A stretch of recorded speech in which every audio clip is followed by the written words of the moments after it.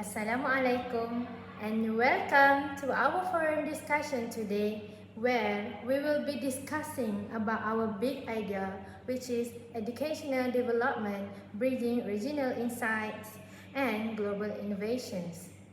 And I am Dr. Aisha from the Language Department of IPGKBA, and here with me we have Professor Shadia from the Education Department of We have Professor Erdina from the Psychology Department of UKM, and we have Dr. Alia from the Language Department of IPGKDA. So, today we will dig deeper into our big idea with subtopics education in Malaysia, which will be explained by Professor Shadia, the education at the international level, which will be explained by Professor Erdina, the world's best education system, which will be explained by Dr. Alia, and the current teaching trends, which will be explained by me, Dr. Aisha. So, without any further ado, we shall start with Professor Shadia. Okay, thank you, Dr. Aisha. So, education shaped the future of our country. In Malaysia, we have made many changes to our education system, like removing big exam, using more technology in classroom, and also encouraging students to learn practical skill. But have these changes really help students? Are we preparing them for the real world, or are there still problems we need to fix? So today, I want to talk about how our education system works, what changes have been made, how technology is improving learning, and what challenges we still face. So, in Malaysia, every child must go to school for at least 6 years of primary school. But before that, they can go to preschool, but it is not compulsory. So after primary school, students go to secondary school for 5 years, and at the end of it, they take the SPM exam, and this exam is very important because it decided whether they can go to university, study in a college, or join a vocational training program that I will explain to you later. So in recent years, the government has made big changes to education system. So one of the biggest changes was the UPSR, removing the UPSR, and also PT3 exam. So these exams used to put a lot of pressure on students. So now schools focus more on projects and also classroom activities to access learning. So this helps students learn in a more natural way instead of just memorizing facts for exam. But for some people feels that students are still stressed about the SPM exam, which remains very important for their future. So another major change is giving more attention to vocational and technical education called TVET. So before this, most students were told that going to university was the best path to success. But now there are better opportunity for students who want to learn hand-on skill like mechanic, hospitality, IT, and also engineering. So these skills are in high demand, and the government has increased funding for TVET program to make them more attractive for students. So the challenge is, do students and parents see that TVET as a good option too? So, or do they still believe that university is the only way to a good job? So we also need to talk about technology in education. So The pandemic forced school to move to online learning, and this showed us both the benefits and struggle of using technology in classroom. So on the positive side, students can now learn through digital tools, online lesson, and also even called AI-based learning program. So the government has also introduced program called, like, if I'm not mistaken, Jendela, to improve internet access, especially for those who stay in rural areas. Uh, they give a Prantiv Siswa, which provide free tablets to students who need them. But there are still big challenges. Not all students can have the same access to technology. So many students in rural areas struggle with poor internet connection or don't have proper devices to study online. So even in urban area, some students from low income family cannot afford a laptop or a good internet. So if we want to help students, we need to give them technology. So we must there is no one is left behind. So even with all this improvement, Malaysia education system still has a problem that need to fix. So one of the biggest issue that we got now is the gap between rural and urban school. So some school in a big city have excellent teachers, good facility, and access to modern technology. So but in rural areas, some schools lack enough teachers, learning material, and also lack of internet access.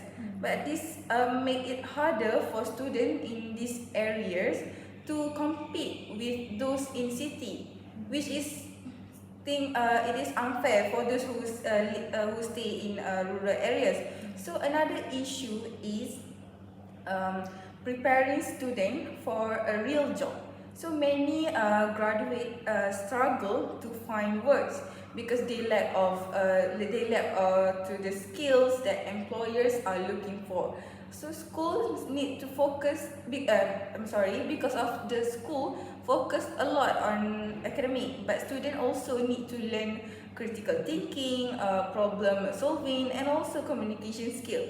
So company today wants a worker to who can adapt to changes, work in team, and also solve problem creatively. So this means we need to rethink how we teach students not just to pass exam but to succeed in life.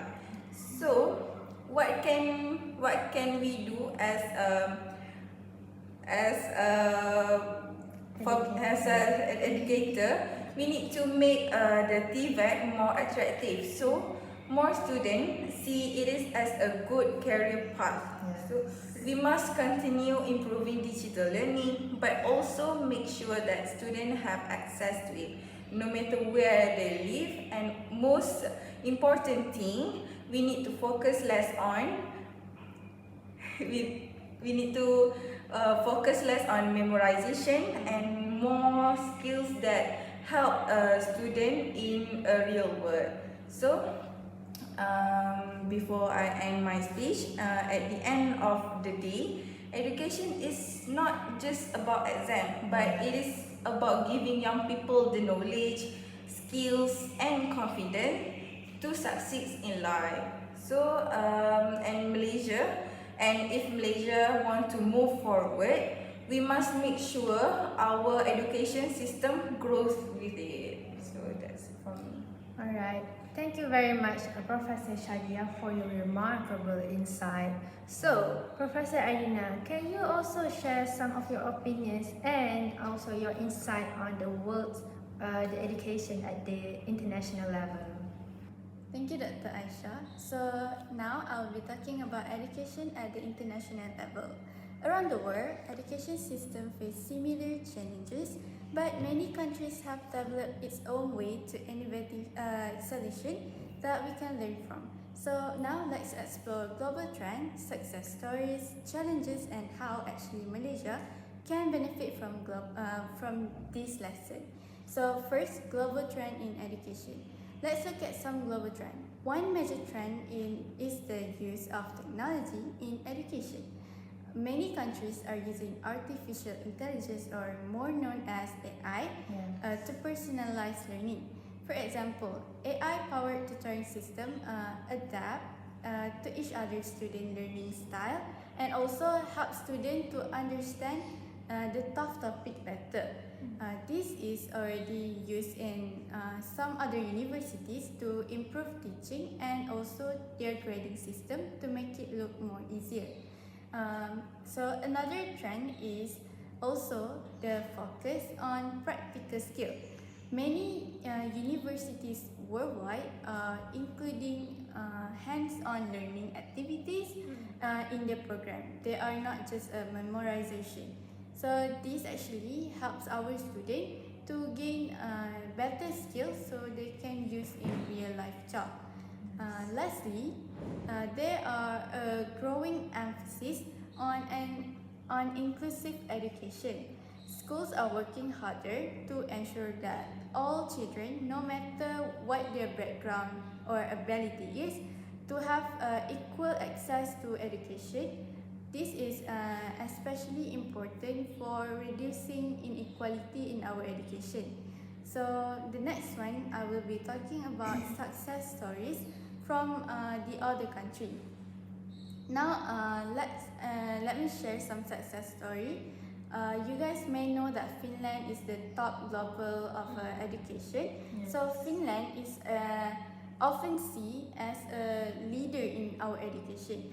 They focus on students' well-being more instead of just the test scores and any big exam. So actually, the teacher that are trained in Finland is actually a great teacher. They are a highly trained teacher, and actually, their students are encouraged to learn at their own pace also. So they also don't rely much on the standardized exam like I said before, which help to reduce the student stress. So may I give another example, which is in China. In China, they have made a big investment on rural school to reduce gaps between urban and also rural area. This actually help millions of students to get better opportunities to learn. Another example to get a clear image is that Australia. Countries like Australia and Canada actually are improving their support for international students by offering a faster visa processing, and also a better services. These examples show how focusing on equity and also innovation can bring a big improvement. So the next one is the role of international organization. International organizations also play a big role in shaping education policies. For example, the OECD runs an important program called PISA. PISA stands for Program for International Student Assessment. PISA test is actually for 15 years old from different countries to help them reading, learning maths and science, and see how well they are learning compared to the other worldwide countries. For example, in Malaysia also participates in PISA. So this will help us to understand where we stand globally and what we can improve. For example, if Malaysia score lower in math compared to the other countries, we can use that information to strengthen our math curriculum in Malaysia. So actually, what can Malaysia learn? So you may ask, so what can Malaysia learn from these international practices is that, first, we could adopt Finland focus on teacher training and also student well-being. So teachers are actually the key to improving education quality. So we may take that from Finland. And the second is we could follow China's example by investing more in rural schools to reduce education gaps between the urban and the rural area. So the third one is actually we should use technology more effectively in classroom. So maybe we have used some right now, but I think we can improve better in AI using. So AI tools can help personalize learning for students and also improve the teaching methods for teachers. So, and finally, by using global benchmark like PISA results, Malaysia can identify its weaknesses and also create targeted policies to address them. In conclusion, education at the international level actually offer valuable lesson for Malaysia. By learning from global trends and success stories, we can also improve our system while addressing local challenges. So I think let's work together. We should work together to toward an education system that prepare our students for a bright future in an interconnected world. So may I ask, like Professor Shadia, may we link our perspective on education in Malaysia and also at the international level? So what do you think? Okay, thank you for sharing your insight on international education trend. So in Malaysia, we face challenges like equity gaps and improving learning outcomes. So how do you think international practices could help address these issues? Oh, absolutely. That's a great question. Countries like Finland have shown that focusing on holistic education and teacher training can significantly improve equity and outcomes. For instance, like I said before, Finland, the emphasis on socio-emotional learning that could be adapted in Malaysia to enhance student well-being and engagement. So that's a great point. So we have been trying to integrate more holistic approaches in our curriculum, right? So, however, we also need to consider our culture, context, and economic constraint. So, how do you think we can balance this factor with international standards? I agree that you said culture and economic context are crucial. So, by using global benchmark like PISA scores, Malaysia can identify areas where it need to be improved and then tailor international best practices to fit its unique needs. So, in this way, policies can be both effective and culturally relevant. So that makes sense. So what about the role of technology in education? So how do you see it impacting learning globally and in Malaysia? So, I think technology is transforming our education worldwide by providing access to quality resources and also personalized learning experience. So, in Malaysia, integrating technology could help bridge rural-urban gaps and enhance the access to our education, especially in unserved areas. I see. That's a really astounding explanation from Professor Aidina and Professor Shadia. I agree with you. Yes.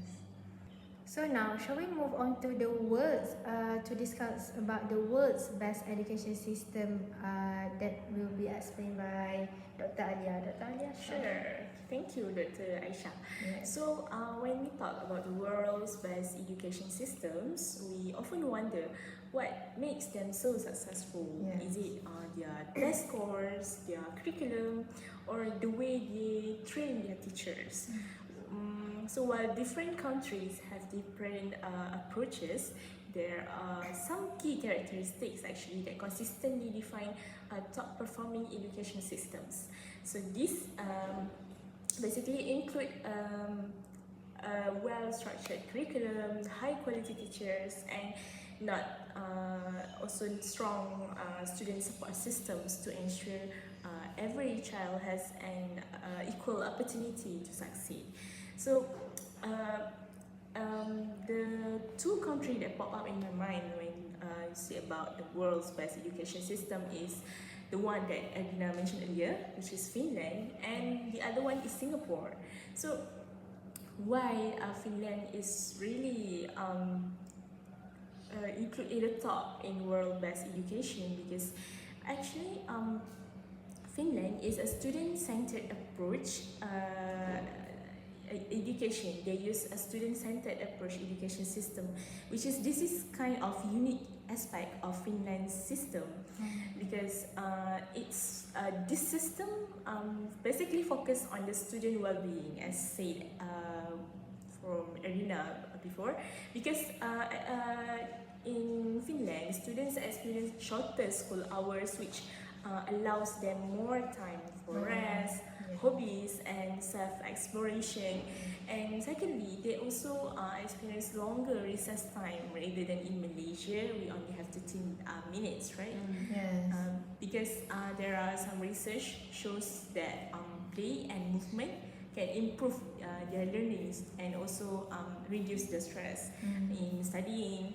And last but not least, they have really minimal homework, so that students do not feel overwhelmed and can enjoy a balanced and stress-free learning experience. Yeah. So this approach, if we use it in the correct ways, can ensure that students develop academically, socially, and emotionally, not just in terms of grades, but as well-rounded individuals. So actually one of the main reasons why Finland's system works so well is because of the trust placed in teachers. As Arina said earlier, they are the teachers are very mastered. They are highly respected.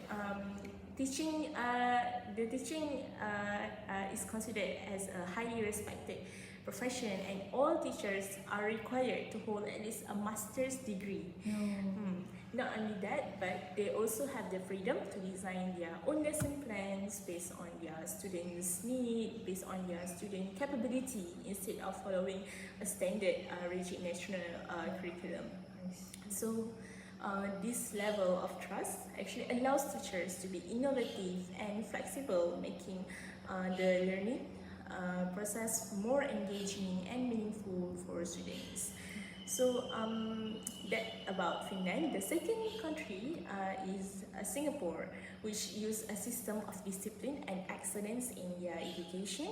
So now if we look at Singapore, we see a completely different approach actually rather than Finland, because Singapore actually one that is built on structure, discipline, and high expectations. As you know, Singapore is an Asian country. Yes. So yeah, Singapore consistently ranks at the top of global education assessment like PISA, program for international student assessment, and their success is actually really large due to their rigorous and competitive system. So one of the defining characteristics of Singapore's education system is its strong emphasis on discipline and hard work, because their students are trained from a young age to be highly dedicated to their studies, and this actually prepares them for future careers in competitive fields. So another key strength of Singapore's education system is its focus on STEM education, which is science, technology, engineering, and mathematics. As we know, STEM is really popular nowadays in this era. So the curriculum is designed to equip students with the necessary knowledge and skills to excel in industries like engineering, artificial intelligence, which we call AI, and medical research. So because of this, Singapore literally produce some of the world's top professionals in these fields. But however, despite its strengths, Singapore's system is often criticized for being highly competitive and exam-driven. So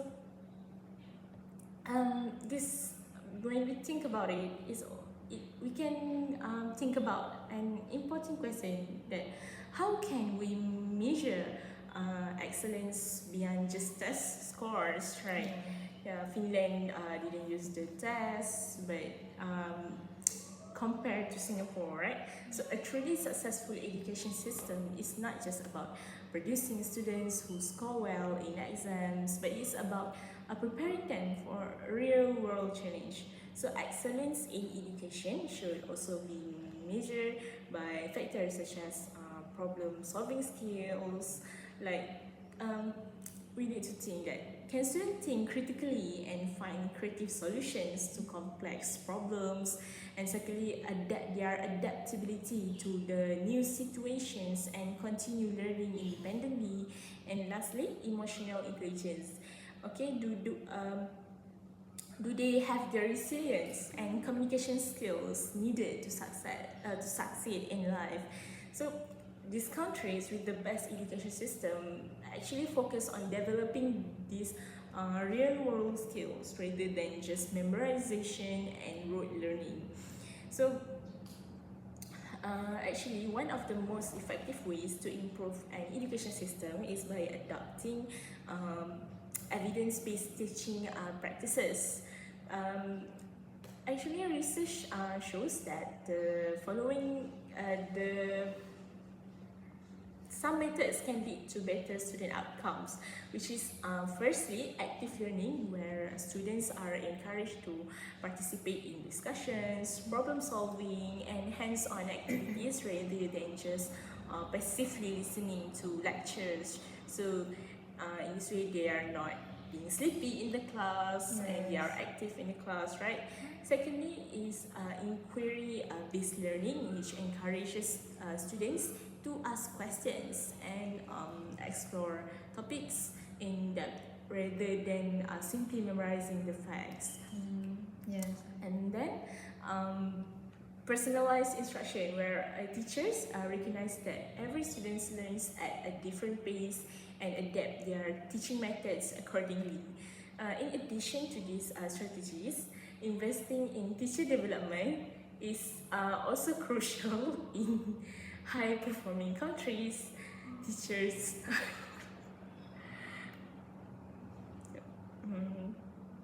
teachers undergoes continuous professional training to ensure they are updated with the latest research and teaching methods. So this method can actually make learning more effective and engaging for students. So what can we learn from their education system, this education system of Finland and Singapore? Their systems may be different, but both highlight the importance of well-trained and respected teachers, and then a balanced approach to learning, whether through flexibility or discipline, and lastly a focus on critical thinking and real-world skills. So I think that's all from me, Doctor. Oh, so thank you very much, Dr. Alia, for your clear insight. So now I will be explaining about the current teaching trends in modern classroom. So moving on to the first trend, which is the integration of artificial intelligence, which is known as AI. So it helps in the personalization, and it also helps with efficiency. Why? Because AI-powered tools like intelligent tutoring systems and lesson planning chatbots are being used to provide personalized feedback, to provide automatic administrative tasks like grading and taking attendance, and it also helps teachers to tailor learning experiences to cater to individual student needs. However, there are some ethical and practical considerations. Why? Because while AI can enhance learning efficiency, it also raises concerns regarding bias, regarding data quality, and the potential for hallucinations, which is incorrect outputs. So educators must balance its benefits with the need for human oversight. As Jeff Hawkins once said, that the key of artificial intelligence has always been the representation, which means that we also need to use our human's mind to to drive the artificial intelligence.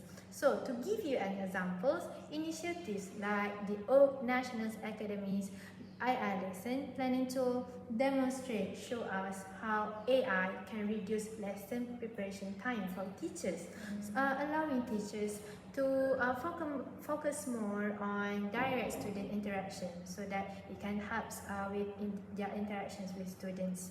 Okay, so moving on to our the next current teaching trends, which is the flipped and blended learning models. So these models, it helps in redefining the learning environment because the flipped classroom models reverses the traditional teaching method by having students to engage with lectures or contents provided by the teachers at home via videos or interactive modules or even online flipbook, right?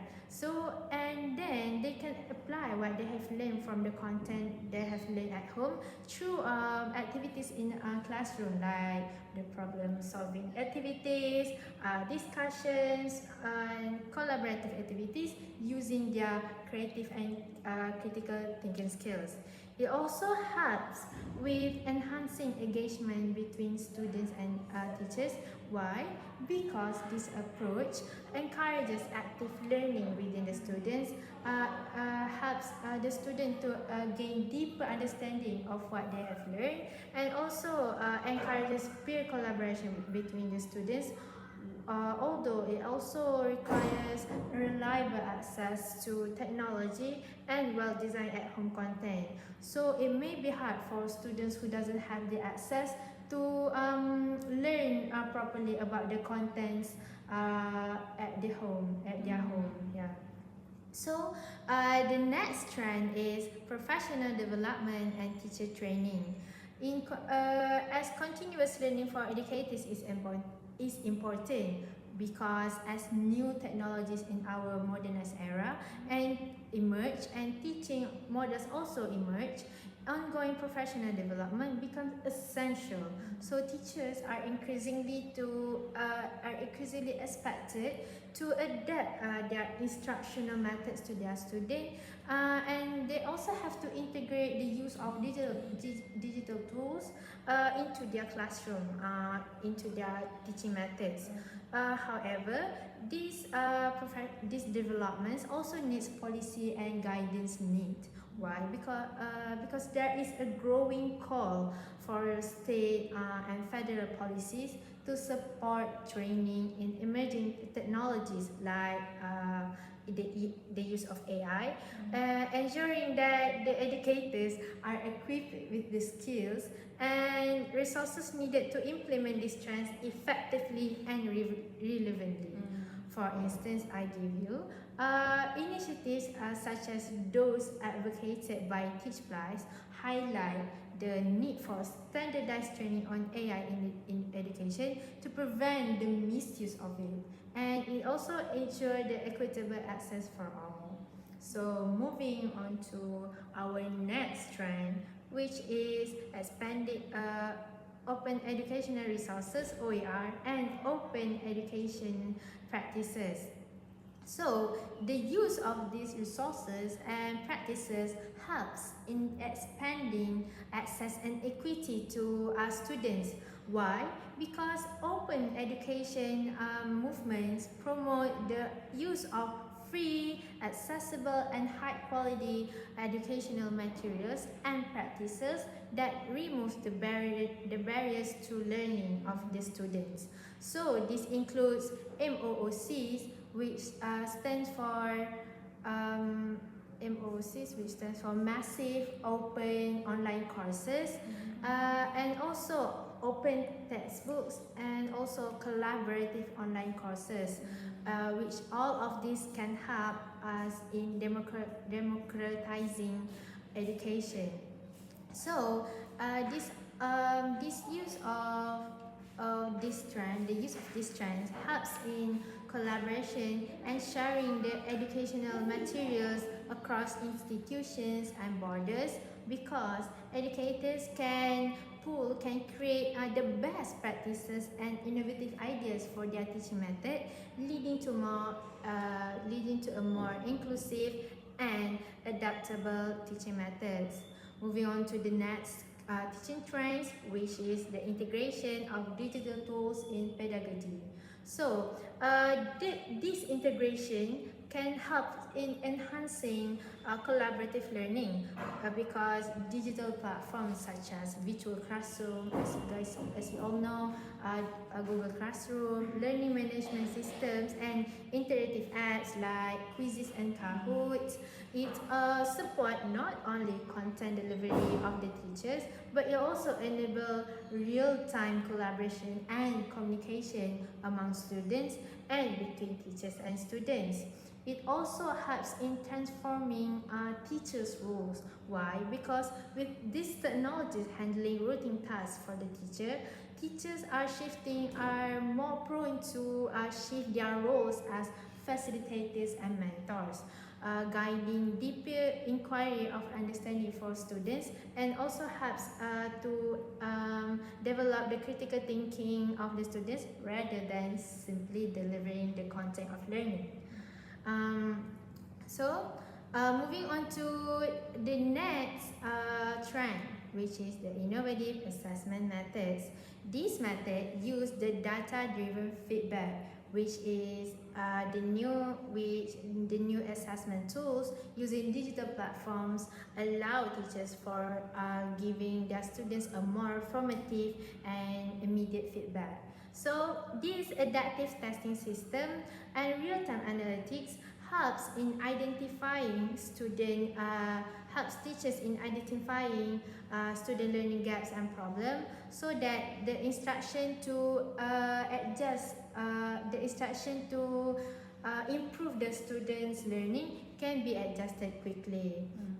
So this trend also helps in balancing standardization with creativity. Why? Because while these tools can standardize certain aspects of learning, there is also an increasing emphasis on designing assessments that capture creative and higher order thinking skills of the students. So overall, the current teaching trends are moving toward a more dynamic, a more technological enhanced, and a learner-centered approach for the students. These trends promise us to improve both the efficiency and the effectiveness of teaching, provided that the integration is thoughtfully managed and accompanied by lots of teachers' training and supportive policies. That's such an interesting knowledge Yeah. from Dr. Aisha. So now that we have explored the world's best education system by Dr. Alia and the current teaching trends by me, Dr. Alia, shall we discuss how these two areas can complement each other? Sure, we should. So, many high-performing education systems emphasize problem solving and Yes. creativity. So, do you think AI and blended learning can actually help students develop these skills? I believe that AI and student-centered learning approach can definitely personalize learning path. Allowing students to explore subjects at their own pace, catering to their own needs. So at the same time, blended learning can encourage more collaboration and project-based activities between the students. But we also need to ensure that technology enhance the teaching methods rather than replace the traditional teaching methods. Yeah. What do you think? That's a good point. Like, we drive the AI, not Yeah. driven by the AI, Yes, right? yeah, that's correct. Countries like example like Finland, Yes. as we know, rely on teacher autonomy and student-centered learning. Yes. So, how can teachers balance new technologies with their traditional role as the facilitators? So I believe that professional development is the key. Why? Because teachers need proper training to effectively and relevantly use AI and digital tools in their classrooms into their teaching methods. So schools should also provide support systems and to help educators to adapt to these changes in our modernized era. So, by that answer just now, it's clear that global best practices and emerging teaching trends can work together actually to create a more engaging and effective education system, right, Doctor? Yes, I agree. By combining strong foundational principles with modernized teaching innovations, we can help students to succeed in this ever-changing world. So that was a very remarkable interaction that we had earlier, right, Natalia? That's So, without any further ado, shall we summarize our points for today? Okay, so let me start first with education in Malaysia. So Malaysia education system follow a structure model including primary, secondary and tertiary education. So recent improvement include digital learning initiative, curriculum revision and policy changes aimed at boosting literacy and STEM education. Challenges also include inequality in rural versus to urban education. Also the need for better teacher training and balancing academic excellence with holistic student development. Okay, so I think now it's my turn to do a summary about education at the international level. So, global education varies significantly, with some countries emphasizing with standardized testing, while the other focus on creativity and critical thinking. Countries like Finland prioritize student well-being and minimal homework, whereas Asian countries like us focus on rigorous academic excellence. Other than that, the international organizations like UNESCO and OECD also influence educational policies through research and recommendation. So the key lesson that we got is like no single system is actually perfect, but countries can adopt best practices from others to improve their own system. Yeah, I agree with you. And to sum up my part, the world's best education systems, countries such as Finland, Singapore, also South Korea and Canada also consistently rank among the best due to their investment in teacher training, student support, and innovative teaching methods. So factors that can contribute to this success is actually highly trained and well-paid teachers, a student-centered approach that emphasizes problem solving and creativity, also continuous curriculum improvement based on research and real-world needs. Okay, so a strong education systems lead to academic growth and innovation and also global competitiveness. Alright, thank you, Natalia. That's a great summary for your point. So, to summarize my point, which is the current teaching trends, the rise of digital learning tools, AI integration, and blended learning models is transforming our education system. Teachers are shifting from a mere content deliverers to facilitators and mentors who guide students in developing their critical thinking and independent learning. So, and open educational resources, as known as OER, and adaptive learning platforms help teachers to make education more accessible and personalized for their students. So the challenge of these trends is to ensure that all students and teachers have the equal access to new technologies and receive adequate training to use them effectively and relevantly.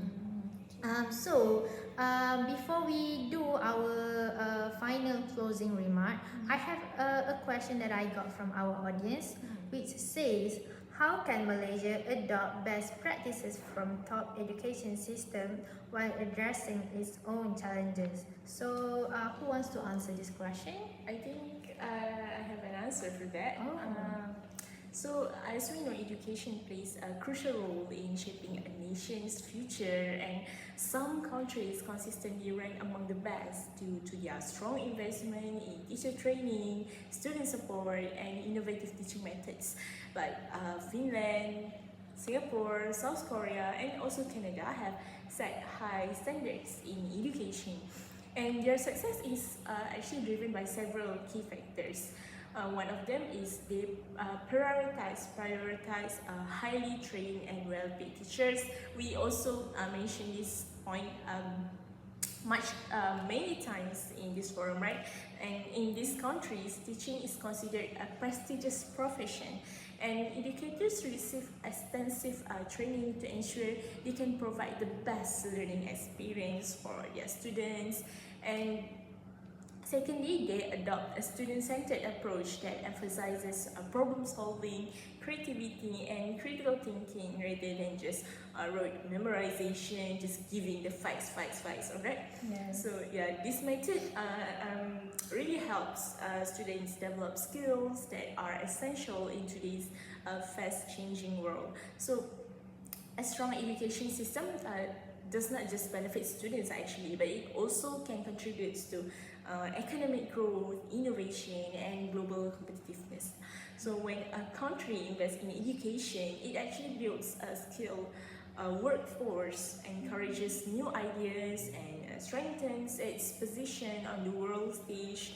So in summary, in conclusion, the things that I just said is the world's best education systems succeed because they focus on quality teaching, student engagement, and continuous improvement. So by learning from these countries, the other countries can enhance their own education systems and create a brighter future for the next generation.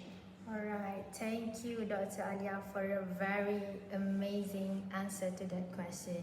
So, before we finally wrap up our forum for today, can each of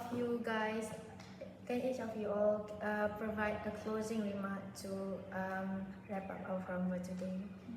Okay, so let me start first. So for me, Malaysia has made a progress, but must continue to improve teacher training and ensure equal education access to all. Yes, I agree. I agree.